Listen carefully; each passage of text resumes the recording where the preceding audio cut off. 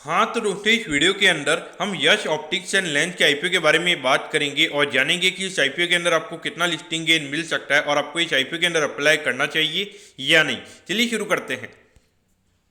तो देखिए सबसे पहले हम ये जानेंगे कि ये कंपनी क्या काम करती है। क्योंकि जो कंपनी है 2010 में ये कंपनी स्टार्ट हुई है, यानी कि लगभग 13 से 14 साल ये कंपनी को स्टार्ट हुए हो चुके हैं। क्योंकि जो कंपनी जो ऑप्टिकल लेंसेज वगैरह होते हैं तो वो ये कंपनी में बनाती हुई नजर आती है। यानी कि जो नॉर्मली जो विजन करेक्शन से रिगार्डिंग जो लेंसेज वगैरह बनते हैं, जो नॉर्मली जिनको चश्मा वगैरह होता है तो उनके जो लेंस वगैरह होते हैं वो ये कंपनी में बनाती हुई नजर आती है। उसके अलावा अगर हम देखेंगे तो यहाँ पे लगातार जो रिटेल शॉप वगैरह होती है तो उनको यहाँ पे कंपनी में डिस्ट्रीब्यूट करती हुई भी नजर आती है। और उसके अलावा अगर हम कंपनी के मैन्युफैक्चरिंग फैसिलिटी की अगर हम बात करेंगे तो मुंबई के कांदिवली वेस्ट में हमें कंपनी का जो मैन्युफैक्चरिंग यूनिट है वो हमें यहाँ पे नजर आता है। अगर हम कंपनी के अभी अगर हम प्रेजेंस की अगर हम बात करेंगे तो अभी नॉर्मली कंपनी डोमेस्टिक मार्केट में ये कंपनी में काम करती हुई नजर आती है। और मुझे लगता है कि अगर कांदिवली में ये कंपनी का मैन्युफैक्चरिंग है तो मेनली यहाँ पे महाराष्ट्र और उसके आसपास वाले जो स्टेट्स है जैसे गुजरात वगैरह हो गया तो वहाँ पे ये मेन कंपनी का प्रेजेंस होगा। उसके अलावा अगर हम यहाँ पे कंपनी के टोटल एम्प्लॉइज की अगर हम बात करेंगे तो अराउंड 106 एम्प्लॉइज ये कंपनी के अंदर में भी काम करते हुए नजर आते हैं। अगर हम यहाँ पे कंपनी के ऑब्जेक्टिव की अगर हम बात करेंगे, यानी कि जो आईपीओ से कंपनी को पैसा मिलने वाला है उसे कंपनी कैसे यूटिलाइज करने वाली है, तो देखिए यहाँ पे कंपनी को एक नया मैन्युफैक्चरिंग यूनिट यहाँ पे कंपनी को बनाना है तो उससे रिगार्डिंग यहाँ पे कंपनी का आईपीओ में आता हुआ नजर आ रहा है। और बाकी अगर हम देखेंगे तो यहाँ पे कंपनी को कुछ प्लांट एंड मशीनरी, यानी कि जो प्रोडक्शन से रिगार्डिंग कुछ प्लांट एंड मशीनरी की रिक्वायरमेंट होती है, यानी कि जो लेंस वगैरह बनाने के लिए जो मशीनरी की रिक्वायरमेंट होती है तो उसके रिगार्डिंग यहाँ पे कंपनी को खर्चा करना है तो उससे रिगार्डिंग यहाँ पे आईपीओ में आता हुआ नजर आ रहा है। और बाकी अगर हम देखेंगे तो कुछ लोन्स वगैरह कंपनी ने ले रखे तो उसे यहाँ पे कंपनी को रीपे करना है तो उसकी वजह से यहाँ पे कंपनी का आईपीओ में आता हुआ नजर आ रहा है। तो डेफिनेटली अगर हम देखेंगे तो यहाँ पे कंपनी नया मैन्युफैक्चरिंग यूनिट अगर ओपन कर रही है तो वहाँ पे डेफिनेटली उससे अगर ज़्यादा लेंस वगैरह अगर ये कंपनी बना पाएगी तो उससे आने वाले टाइम के लिए डेफिनेटली रेवेन्यू ग्रोथ वहाँ पे हमें देखने को मिल सकता है। तो यानी कि एक तरीके से जो कंपनी के ऑब्जेक्टिव को अगर हम देखेंगे तो उसको देख के ऐसा लग रहा है कि आने वाले टाइम पे यहाँ पे जो रेवेन्यू अभी कंपनी कर रही है तो उससे ज़्यादा रेवेन्यू यहाँ पे हो सकता है।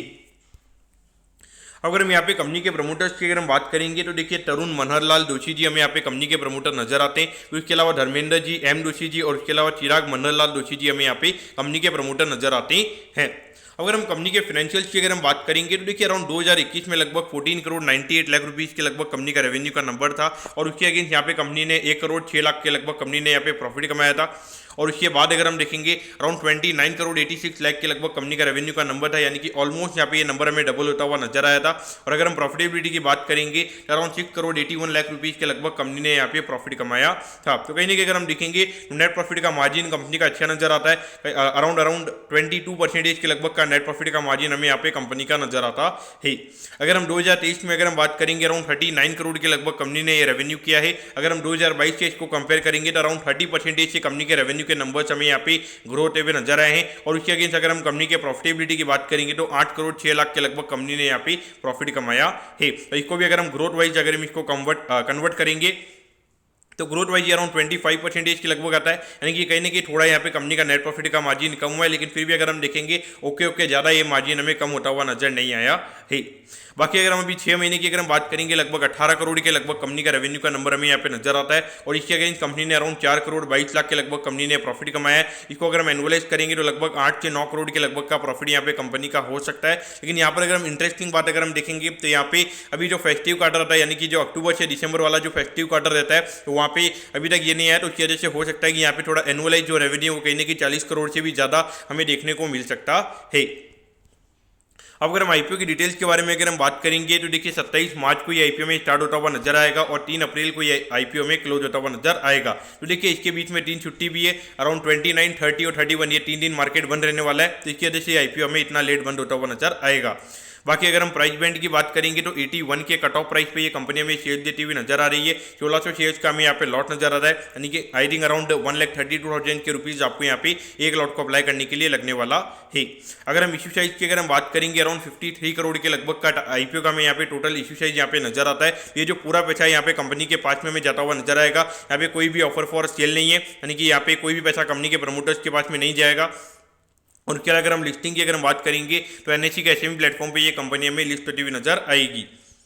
अब अगर हम टाइम टेबल के बारे में अगर हम बात करेंगे तो देखिए 4 तारीख को आपको पता चल जाएगा कि आपको अलॉटमेंट मिला ही, यानी कि अलॉटमेंट नहीं मिलता तो 5 को रिफंड मिल जाएगा और 5 को आपके डीमैट अकाउंट में शेयर आ जाएंगे अगर आपको अलॉटमेंट मिलता है। और 8 तारीख को ये कंपनी हमें लिस्ट होती हुई नजर आएगी। अब अगर हम एट दी एंड वैल्यूएशन के पैरामीटर्स की अगर हम बात करेंगे तो देखिए अराउंड 200 करोड़ के मार्केट कैप पे ये कंपनी का आईपीओ में आता हुआ नजर आ रहा है। और अगर हम पिछले साल की अगर हम कंपनी की अर्निंग्स की अगर हम बात करेंगे तो उसके हिसाब से अराउंड 24-25 के लगभग के पी रेशियो पे ये कंपनी का आईपीओ में आता हुआ नजर आ रहा है। देखिए एक एसएमई आईपीओ के कंपेरिजन में अगर हम बात करेंगे तो डेफिनेटली यहाँ पे वैल्यूएशन वाइज थोड़ा कॉस्टली वैल्यूएशन पे कंपनी का आईपीओ आ रहा है, लेकिन जो 23-24 की अर्निंग्स अभी तक टोटली नहीं आई है और अभी ये ईयर ऑलमोस्ट हमें एंड होता हुआ नजर आ रहा है। अभी एक हफ्ते ही हमें यहाँ पे मार्च एंडिंग में बाकी है और मुझे लगता है कि अगर ये साल में लगभग 10 करोड़ के लगभग अगर कंपनी की अर्निंग्स होती है तो उसके हिसाब से लगभग 20 का पी रेशियो में यहाँ पे नजर आता है। और आने वाले ईयर में अगर 25% का ग्रोथ अगर हमें देखने को मिलता है तो फॉरवर्ड पी लगभग 15 के लगभग का हमें यहाँ पे कंपनी का नजर आता है। और अगर हम कंपनी की अगर हम लीड मैनेजर की अगर हम बात करेंगे तो श्रेणी शेयर्स हमें यहाँ पे लीड मैनेजर यहाँ पे नजर आता है। तो अभी रिसेंटली उनके अंडर में यहाँ पे डेलाप्लेक्स करके एक आईपीओ लिस्ट हुआ था तो उसकी लिस्टिंग अच्छी हुई थी। यहाँ पे लीड मैनेजर की अगर हम परफॉर्मेंस की अगर हम बात करेंगे तो परफॉर्मेंस अच्छा है। और यहाँ पर अगर हम रिटेल कोटा की भी अगर हम बात करेंगे तो अराउंड 35% का रिटेल कोटा है, यानी कि कहीं ना कहीं जो 53 करोड़ के लगभग का आईपीओ है उसमें से लगभग 24 से 25 करोड़ के लगभग का फ्री फ्लोट हमें यहाँ पे लिस्टिंग के दिन आता हुआ नजर आएगा। तो पॉइंट ऑफ व्यू देखा जाए तो यहाँ पे जो वैल्यूएशन जो है वो थोड़ा हाइयर साइड में, तो उसकी वजह से मुझे लगता है कि जब इतने ज्यादा आईपीओ साथ में आ रहे हैं क्योंकि अगले हफ्ते कहीं ना कहीं 5 या 6 एचएमई आईपीओ हमें ओपन होते हुए नजर आएंगे, तो ऐसे माहौल में लगभग 100% के प्रीमियम पे खुलना मेरे ख्याल से काफी ज्यादा डिफिकल्ट रहेगा। और अभी मार्केट में सिचुएशन भी थोड़ी गर्म है, तो उसके हिसाब से अगर आप देखोगे, लेकिन फिर मुझे यहाँ पे कंपनी थोड़ी ओके ओके लगी, मतलब मुझे इतना ज्यादा कोई नेगेटिव नहीं लगा क्योंकि यहाँ पर अगर हम देखेंगे तो ये काफी ज्यादा हाई ग्रॉस मार्जिन वाला बिजनेस हमें यहाँ पे नजर आता है। और यहाँ पे जो अनऑर्गेनाइज मार्केट है वो यहाँ पे काफी बड़ा है और यहाँ पे कंपटीशन काफ़ी बढ़ी है। तो खास करके जो यहाँ पे जितने भी जो रिटेल आउटलेट्स वाले जिनका एक एक आउटलेट ही होता है तो वो यहाँ पे काफ़ी ज़्यादा परेशान हो गए। और ऐसा लगता है कि आने वाले टाइम पे ये जो जितने भी छोटे छोटे रिटेल आउटलेट है जो लगभग 1 करोड़ से कम का जो धंधा करते हैं, मुझे लगता है कि यहाँ पे बहुत सारी इनके जो आउटलेट्स चाहिए हमें बंद होते हुए नजर आएंगे। तो उसके बाद में जो हायर जिनका ज़्यादा हाईएस्ट जो ग्रॉस मार्जिन रहेगा तो उनके लिए काफ़ी ज़्यादा फायदा रहेगा क्योंकि ये कंपनीज को ऑपरेटिंग लेवरेज का फायदा मिलेगा आने वाले टाइम के लिए। तो उस पॉइंट से देखा जाए तो मेरे ख्याल से सेक्टर काफ़ी ज़्यादा पॉजिटिव नजर आता है। तो उस पॉइंट से मेरे ख्याल से तो रिस्क लेके आपको लिस्टिंग के लिए अप्लाई करना चाहिए। मैं पर्टिकुलरली अप्लाई करूंगा। और ये आईपीओ भी अगर आप देखोगे लगभग 3 अप्रैल के लगभग ये आईपीओ बंद होगा और मुझे लगता है कि लगभग 2 हफ्ते में मार्केट हमें थोड़ा नॉर्मल होता हुआ नजर आएगा। तो इस पॉइंट से मेरे ख्याल से तो अप्लाई करना चाहिए, मेरा पर्टिकुलरली व्यू रहेगा, डेफिनेटली अप्लाई करना चाहिए। लगभग 20 से 25% के लगभग का लिस्टिंग है आपको ये आईपीओ के अंदर मिल सकता है। और अगर बाई चांस अगर मार्केट सिचुएशन अच्छी होती है तो वहाँ पे अराउंड 40 से 50% का प्रीमियम भी आपको ये आईपीओ में मिल सकता है। और डाउनसाइड रिस्क की अगर हम बात करेंगे तो लगता है अगर मार्केट में कुछ ज़्यादा ही अनसर्टिनिटी रहती है तो उसके अलावा या तो ये रेट टू रेट अगर ये आईपीओ में खुलता हुआ नजर आएगा या फिर इसके अलावा 5% ये नीचे भी हमें खुलता हुआ नजर आ सकता है। दोस्तों मैं योग करता हूं कि आपको यश ऑप्टिक्स एंड लेंस के आईपीओ के बारे में आपको सब कुछ समझ में आ गया होगा। अगर आपकी कोई भी क्वेरीज है आप कमेंट कीजिए, मैं जरूर आपके कमेंट पर रिप्लाई करूंगा। ओके दोस्तों, thank you, have a nice day.